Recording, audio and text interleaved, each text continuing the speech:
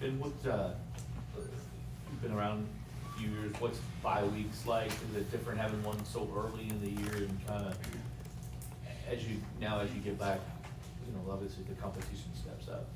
Yeah, I mean, for the bye week, Coach Brown took care of us. It was a great experience. As far as like it being so early in the year, I mean, yeah, it's a little different, but you know, it took the time that we needed. Ben, you guys have played against King last year, so you know kind of what to expect. Seems like he's playing a little bit better now this year. I guess what are you kind of looking for in terms of a mobile quarterback, and what did you kind of, I guess, take from Jacksonville State with having to navigate him too? Can you repeat the beginning? Yeah, just having faced Haynes King last year and then kind of seeing him again, and just that mobility factor. Yeah, the quarterback's a great quarterback. I feel like the Jackson State quarterback kind of gave us like a good warm up for him, but I feel like we got a good game plan for him, and he's gonna do his thing, but we're gonna try to play good. You guys are stepping into ACC play. Things have become a little bit more serious now. What's it like amongst the team knowing, okay, each win means a little bit more this time around? Yeah, I think the first 2 wins was good. As a team, we know that, good morale and stuff. But I think the coaches has like emphasized that ACC play is very important. Conference play is very important. I think, going from last week to this week, yeah, it's a step up in competition, but like every game is important, because we got like a big end goal in there.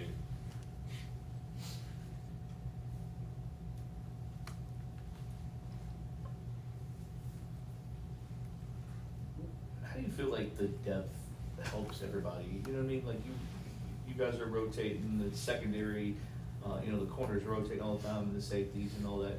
How is it going to help? I mean, we saw last year at the end of the year some injuries and stuff like that. Do you feel like fatigue affected you all last year, and how does it help with the depth? I feel like last year, everybody was playing, a lot of mountain steps, and it caught up to us towards the end of the year.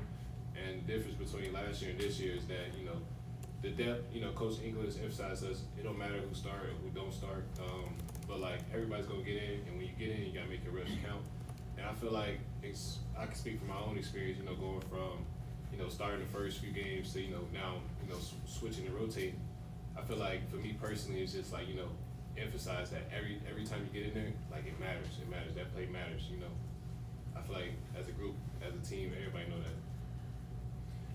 There's probably a lot of variables in this, but which is trickier, defending a quarterback who's a good scrambler or a quarterback who's great at called runs? I feel like it just goes into what's the defensive game plans. What do they like to do more? But having a quarterback that likes to run and scramble is definitely difficult to game plan against. But we're gonna have it covered though. We're gonna have it covered.